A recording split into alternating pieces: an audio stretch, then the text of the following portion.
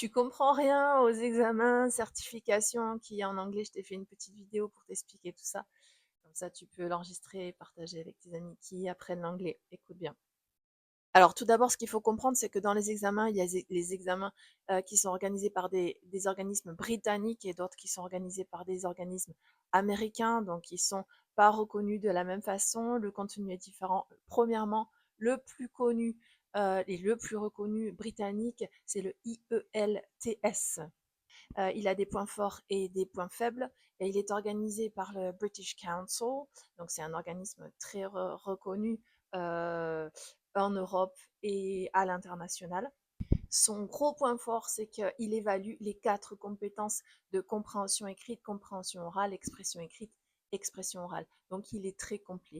Il est organisé dans les grandes villes de France. Il coûte environ entre 200 et 300 euros. Autre point positif, c'est qu'il n'y a pas de fail.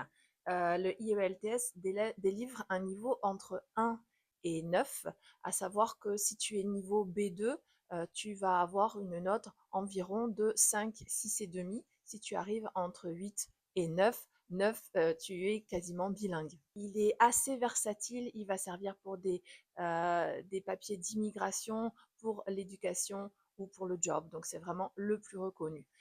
Petit point noir pourtant pour terminer, il ne dure que 2 ans, sa validité n'est que 2 ans, donc ça c'est un petit peu le point noir par rapport au suivant que je te présente. Alors, pour moi, le plus complet britannique également, ce sont les examens qui sont délivrés par Cambridge University, puisque moi-même je fais passer ces examens, donc je prêche pour ma paroisse ou pas, non ça m'est égal.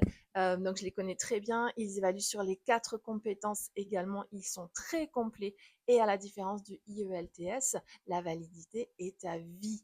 Il ne coûte pas forcément plus cher, dans les 200-300 euros, et il se passe également dans des centres dans les grandes villes. Petit point noir, même gros point noir cependant, vous pouvez avoir un fail dans une certification Cambridge, dans une des 4 compétences. Si vraiment vous performez mal, vous n'avez pas beaucoup de points, vous pouvez avoir un fail.